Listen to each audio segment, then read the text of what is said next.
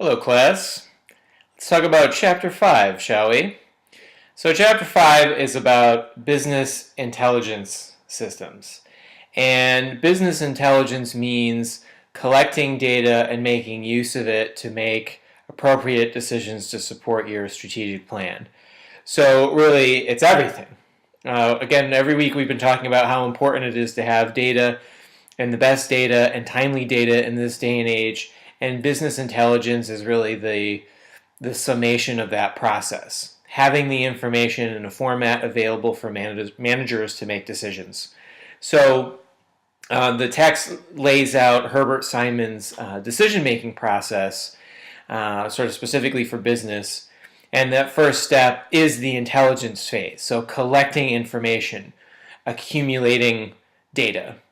The second phase is the design phase, meaning the company has to construct a model to make use of this data in a particular situation. And then finally, there's the choice phase, which is choosing the correct path for your particular business using the data and the model that you've constructed. So that whole process falls apart if your MIS people are not very good at constructing a model, and the managers involved don't catch that issue. So in the environment today, in the working environment, almost everybody is dealing with situations where they have way more things to do with less people. After the last recession, most organizations got very lean and they figured out they can get people to do more. And so you have a million different jobs, a lot of them not related to your original job description, and you don't have a very large amount of time to complete your tasks. So the decisions and the services that you're providing to the organization are much more complex, and many companies, because of the global environment, because of technology, breaking down the walls, it's much easier to get into certain businesses, like let's say arts and crafts. Someone can put together their own jewelry at home, throw a website together, and be selling things online in a couple of hours. So if you're a company that produces or mass produces jewelry, then you have to consider now you all have all these homegrown businesses operating, and you've got to react to trends in the market much more quickly. So what happens is companies collect more and more data, and then you end up with these giant piles of information that they really don't always know what to do with. So one popular term that you hear sort of in the media and just around in general, and it outlines this in the text, is data mining. Because you can picture it almost like what real mining is. You're digging around in the dirt trying to find a diamond. And so data mining is the same thing. You have this massive pile of data dirt, and you're looking for some real jewels amongst that dirt that's going to help you do a couple things. One, it might be identify unknown patterns from things that have happened in the past. So why isn't this particular product selling over the weekend? Well, we don't have the freshest of that product available. Let's say it's a food item. So we don't have the freshest food out for the weekend. So they see those expiration dates getting close to expiring, and they buy somebody else's stuff. It might also be used to predict trends. So you might see, okay, well, a massive storm is coming in, and we need to stock up on beer and Pop-Tarts because that's what people are going to buy.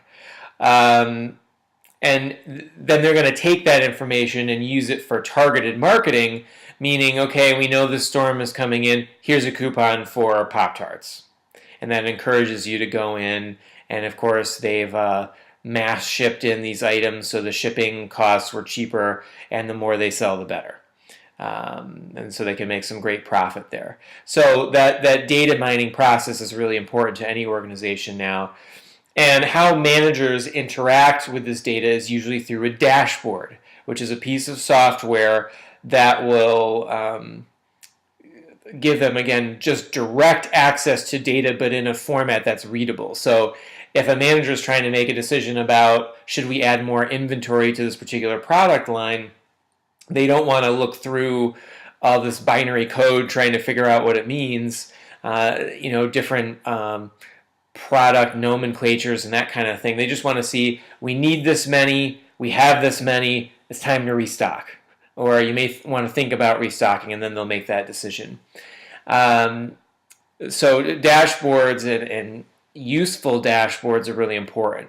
One problem actually in the field is that a lot of these software systems crash, or the information is not quite current, and that's a big deal. So when we're talking about currency of information and data mining, there's kind of a combination of all these things that wireless carriers use, and that's called reality mining, and it's something your textbook lays out, that they can attach your almost real-time data where you're at and when you make calls and texts and that kind of thing, and place it on a map to figure out, well, we need to add another cell phone tower in this area because the signal's weak and people are making a lot of calls there, or whatever. Or we can put up a billboard there encouraging people to buy a bigger data plan, and then they'll make money off of that. And so that's an example, again, of a real-time decision that it used to be you'd have to wait for, sometimes months to get data to make a decision like, oh, okay, now this product that we shipped out didn't end up selling in the stores through the holiday season, and we need to not carry so much of that product in the next holiday season. Now you can watch the sales happen or not happen as that holiday season is going on. So that makes a big difference in profit loss margins. So anyway, that's kind of a brief description of Chapter 5. Enjoy the reading and let me know if you have any questions.